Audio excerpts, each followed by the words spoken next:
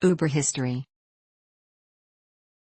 Uber was founded in 2009 as UberCab by Garrett Camp, a computer programmer and the co-founder of StumbleUpon, and Travis Kalanick, who had sold his Red Swoosh startup for $19 million in 2007. On New Year's Eve, after Camp and his friends spent $800 hiring a private driver, Camp wanted to find a way to reduce the cost of direct transportation. He realized that sharing the cost with people could make it affordable, and his idea morphed into Uber. Kalanick joined Camp and gives him full credit for the idea of Uber. The first prototype was built by Camp and his friends, Oscar Salazar and Conrad Whelan, with Kalanick being brought on as a mega advisor to the company. Following a beta launch in May 2010, Uber's services and mobile app officially launched in San Francisco in 2011. Originally, the application only allowed users to hail a black luxury car and the price was 1.5 times that of a taxi. In February 2010, Ryan Graves became the first Uber employee, getting the job by responding to a tweet from Kalanick announcing the job opening, and receiving 5 to 10% of the company. Graves started out as general manager and shortly after the launch was named as CEO. After 10 months, Kalanick succeeded Graves as CEO in December 2010. Graves stepped down to become the company's COO. In 2011, the company changed its name from UberCab to Uber after complaints from San Francisco taxi operators. The company's early hires included a nuclear physicist, a computational neuroscientist, and a machinery expert who worked on predicting demand for private hire car drivers and where demand is highest. In April 2012, in Chicago, Uber launched a service where users were able to request a regular taxi or an Uber driver via its mobile app. Uberx. In July 2012, the company introduced Uberx, a service option which allows people to drive for Uber using non-luxury vehicles, subject to a background check, registration requirement, and car standards. At first, rates were similar to those of taxis and were 35% cheaper than Uber Black. By early 2013, the service was operating in 35 cities. Uber allowed drivers to use their personal vehicles as part of Uberx starting in April 2013. Rates were quickly lowered, which caused some dissatisfaction among Uber Black and taxi drivers, whose earnings decreased as a result of the increased competition at lower rates.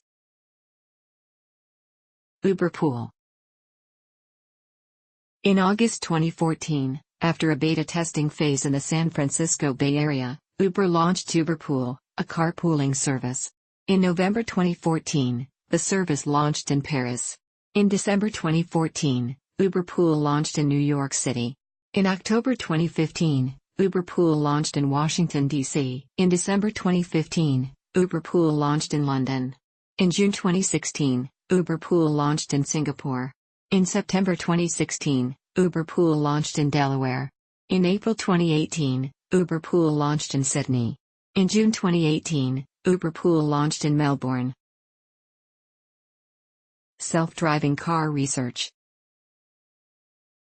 In early 2015, the company hired many researchers from the robotics department of Carnegie Mellon University and established Uber's Advanced Technologies Center in the Strip District, Pittsburgh to develop self-driving cars. On September 14, 2016, Uber launched its first self-driving car services to select customers in Pittsburgh, including Pittsburgh Mayor Bill Peduto, using a fleet of Ford Fusion cars each equipped with 20 cameras, 7 lasers, GPS, LiDAR, and radar equipment that enabled the car to create a three-dimensional map utilizing landmarks and other contextual information to keep track of its position. On December 14, 2016, Uber began using self-driving Volvo XC90 SUVs in its hometown of San Francisco. On December 21, 2016, the California Department of Motor Vehicles revoked the registration of the 16 vehicles Uber was using for the test and forced the program to cease operations in California. Uber then moved the program to Arizona, where the cars are picking up passengers, albeit with 2 Uber engineers in the front seats as a safety precaution. In March 2017, an Uber self-driving car was flipped on its side by a vehicle which failed to yield. By October, Uber moved from 2 test drivers to 1 despite some employees' safety concerns. In November 2017, Uber announced a non-binding plan to buy up to 24,000 Volvo XC90 SUV vehicles designed to accept autonomous technology between 2019 and 2021. In 2016, Uber and Volvo announced that they plan to collaborate on the design and financing of autonomous cars. Such vehicles require a different type of steering and braking mechanism and sensors. At the time of the 2017 announcement, Uber was defending a lawsuit by Waymo claiming that a former employee, who subsequently worked for an Uber subsidiary, had stolen trade secrets with regards to autonomous trucks. The lawsuit was expected to be a problem for Uber's development of autonomous cars, however, it was settled. See Uber accusation of trade secret theft by Waymo. In March 2018, Elaine Herzberg was killed by an Uber self-driving vehicle in Tempe, Arizona. According to police, the woman was run down by the Uber vehicle while attempting to cross the street. In response, Uber pulled its self-driving cars off all public roads in Arizona, San Francisco, Toronto, and Pittsburgh and quickly reached a settlement with the victim's family. Local police did not suspect the vehicle was at fault. Tempe Police Commander Jeffrey Glover later stated that the police chief disagreed with the Arizona Republic's and San Francisco Chronicle's headlines that assign no fault to Uber, saying her remarks were taken out of context, and that it was too early to say which party was more responsible. Two experts who reviewed dashboard camera footage of the crash told the Associated Press that the system should have spotted Herzberg and her bicycle in time to brake. Arizona Governor Douglas Ducey later suspended the company's ability to test and operate its autonomous cars on public roadways, citing an unquestionable failure of the expectation that Uber make public safety its top priority. It was later revealed through hundreds of emails obtained by The Guardian that Ducey had encouraged Uber to begin its self-driving car tests in Phoenix, Arizona in August 2016 without the public's knowledge. Autonomous trucks. After spending $925 million to develop autonomous trucks, Uber canceled its self-driving truck program in July 2018. Uber acquired Otto for $625 million in 2016 and was accused of trade secret theft. See Uber accusation of trade secret theft by Waymo. Uber Eats. In August 2014, Uber launched Uber Eats, a food delivery service. Funding. In total, Uber has raised $22 billion from 18 rounds of venture capital and private equity investors. The founders invested $200,000 in seed money upon conception in 2009. In 2010, Uber raised $1.25 million in additional funding.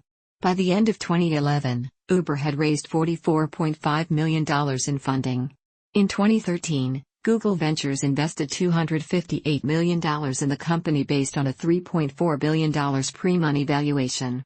In December 2014, Chinese search engine Baidu made an investment in Uber of an undisclosed amount.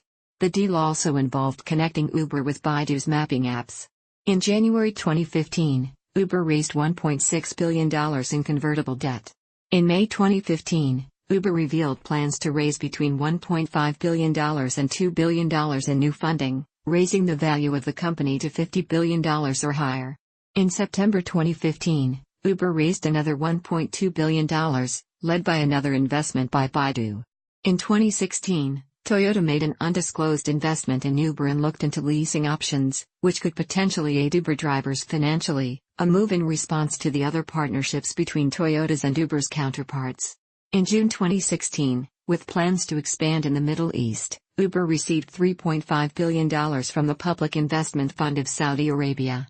In July that same year, Uber raised $1.15 billion in debt financing. In August 2016, Uber sold its operations in China to Didi, in exchange for an 18% stake in Didi. Didi also agreed to invest $1 billion into Uber Global.